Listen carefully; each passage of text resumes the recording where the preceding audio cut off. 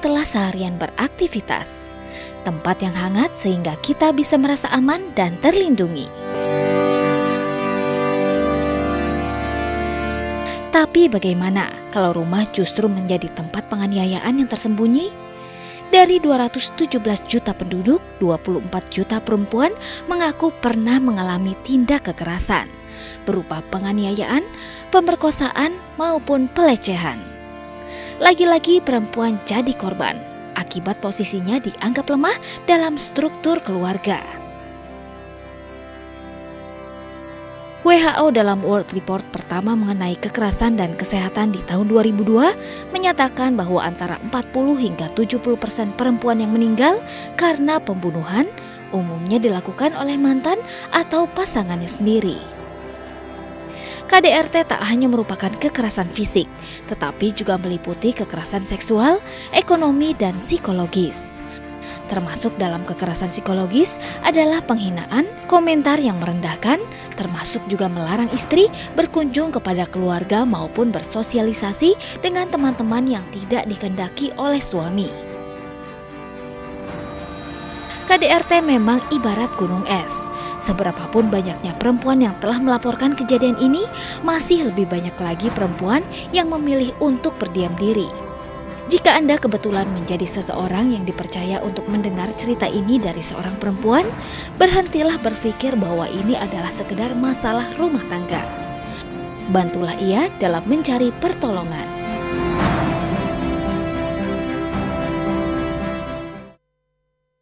Itu dia Naya, serem ternyata bahwa di Indonesia juga masih banyak kekerasan terhadap perempuan. Betul gitu ya. sekali, dan kekerasan ini macam-macamnya juga banyak sekali ya pemirsa. Ada yang bentuknya ya tindakan, Betul. ada yang dari ucapan, verbal dan non-verbal begitu ya. Dan untuk membahas lebih lanjut terkait dengan kekerasan, apalagi ini banyak sekali yang dialami oleh para wanita, terutama wanita Indonesia.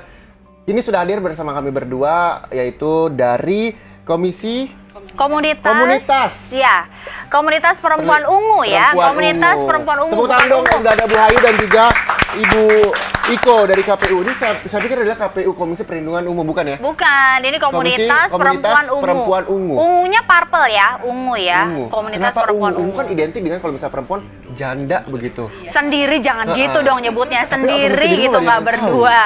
Gak apa-apa, jadi gini, komunitas perempuan ungu ini mendadak sih, nggak yang di-create. Kenal saya kan tahu. Oh ini foundernya Bu Ayu?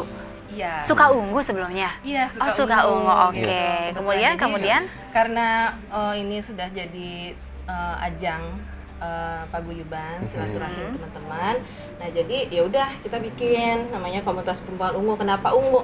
Itu warna elegan gitu. Kalau tadi dibilang ungu janda, iya gitu. Identiknya kan seperti tapi itu kan ya. itu konstruk masyarakat ya, boleh-boleh aja, sah-sah aja. Betul. Nah, Oke. ketika balik lagi ke komunitas perempuan ungu begitu, ketika ini terbentuk sebenarnya ada apa saja sih bentuk-bentuk kekerasan yang terjadi terhadap seorang wanita begitu?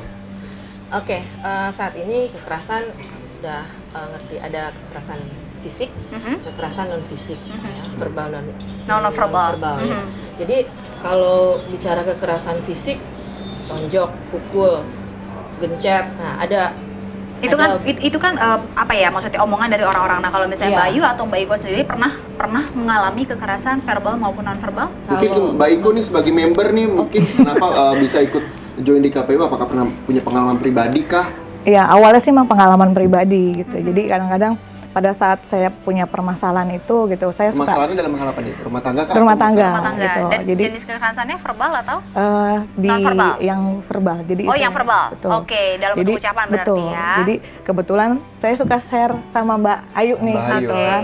Jadi Mbak Ayu gimana nih gini. Kenapa sih? Kadang-kadang kita pada saat punya permasalahan itu agak ini gitu.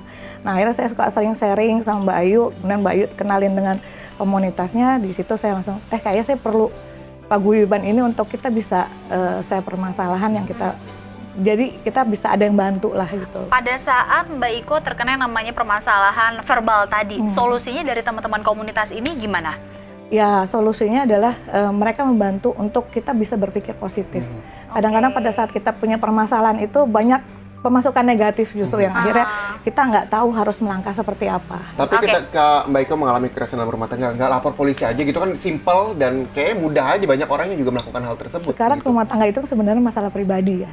Kita tidak perlu orang lain tahu gitu. Tapi kalau kita punya suatu, ya akhirnya kita punya keluarga, dalam arti wadah KPU ini, komunitas perempuan ungu ini menjadikan suatu keluarga baru yang kita harus begini, memberikan hal positif yang memang long term gitu loh. Jadi kita pernah ada yang sampai lapor polisi, Mbak Ayu, dalam kasus kekerasan pada wanita ini, rumah tangga atau apapun? Kalau yang untuk lapor polisi belum ada. Belum ada. Memang bisa diselesaikan secara keluarga gitu ya. Kalau tadi Mbak Ayu bilang kalau misalnya kekerasan itu ada verbal dan juga non verbal. Kalau misalnya verbal dan juga hati, memang itu termasuk kekerasan begitu, Mbak Ayu? Iya, hati juga termasuk. Kekerasan gitu, hati contohnya gimana sih? Gitu, menyinggung. Oke. Sering banget di sini. Iya, tidak respect, penelantaran, tidak sayang. Padahal kalau dalam satu hubungan, relationship, keluarga, apalagi suami istri gitu ya, itu kan bentuk-bentuk hubungan yang sudah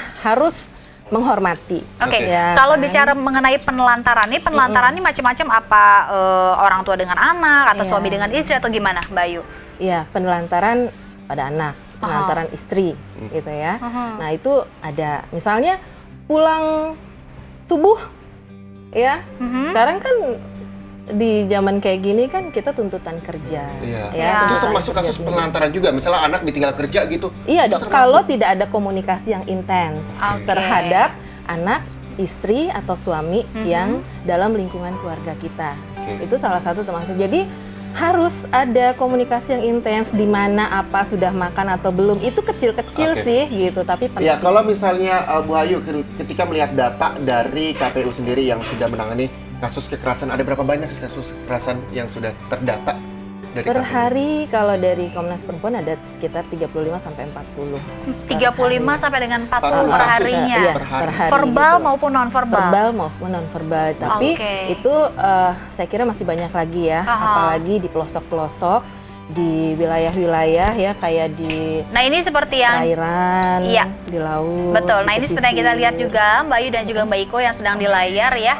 Dari mulai bagaimana sih kira-kira tips untuk kita perempuan-perempuan ini terhindar dari yang namanya kekerasan verbal maupun non verbal. Tadi dikasih lihat ya, dari mulai berpakaian yang sopan, kemudian juga tidak mengundang keadaan sekitar, begitu ya.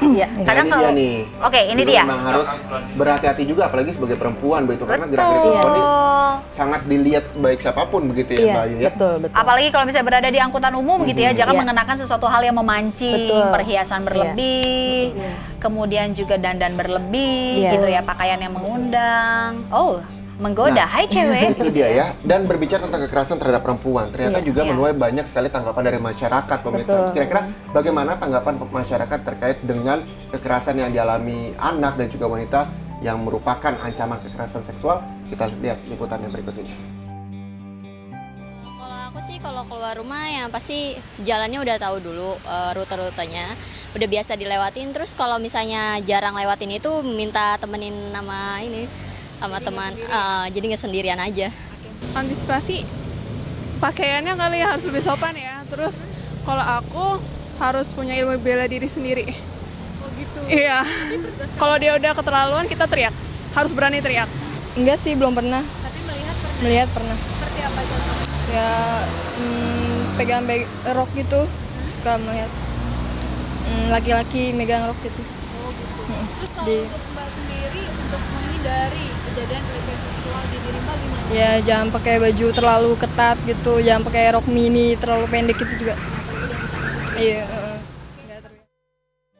Betul begitu ya, Bu Ayu dan juga Bu Iko ya. Kalau misalnya kita lihat bagaimana cara menghindari ya Zaya agar terhindar dari yang namanya kekerasan seksual, pakai baju yang benar. Tadi ada yang bilang bahkan harus berani teriak. Kadang kalau misalnya kita digodain teriak aja nggak mampu gitu karena saking deg-degan ya, benar nggak sih? Iya, kadang-kadang kan udah ketakutan duluan ya, panik gitu. Tapi kalau kita dimulai dari diri kita, yang sopan lah, yang pakai etika gitu ya. Walaupun nggak ketutup-tutup gimana, nggak harus pakai hijab gitu, tapi memenuhi unsur-unsur yang sopan. Iya. Gitu. Bu Ayu, tadi Bu Ayu cerita bahwa ada 35 sampai 40 kasus per harinya di KPU yang melaporkan. Itu biasanya terjadi kekerasan berupa apa tuh Bu Ayu? Ya biasanya berupa kata-kata ya, verbal. Verbal, gitu. gitu. Iya. Misalnya sindiran atau bullying kah? Iya, bully, sindir, terus kemudian saling meremehkan. Tahu range usianya kalau misalnya kekerasan pada wanita ini lebih banyak usia berapa Kalau kira-kira? di komunitas perempuan unggul sekitar 30 sampai 40 tahun. Lebih banyak mendengar kasus usia 35 sampai dengan 40. Iya. Oke, karena kan kalau misalnya bullying ini memang identik dengan anak pelajar. Iya. Begitu ya. Ya, kalau misalnya dari Bu Iko sendiri kan ini sudah bergabung di KPU, begitu. KPU sudah berdiri selama 6 tahun kurang lebih. Nah, apa sih efek yang Bu Iko dapatkan setelah masuk di komunitas perempuan ungu ini? Jangan dijawab dulu, kita jeda iklan dulu ternyata ya, Bu Iko ya. Habis ini kita dengar ya informasi dari Bu Iko, Ya. pemirsa. Tapi sebelumnya kita mau kasih info juga untuk Anda, di mana pelajar SMPN 1 Bogor membuat sepatu anti pelecehan. Gimana kira-kira sepatunya ya? Cara kerjanya bagaimana? Informasi akan kita hadirkan sesaat lagi. Tetap di Intermezzo. Banyak info, dan nggak bikin kepo. Banyak info, gak bikin kepo. Intermezzo, banyak info, gak bikin kepo.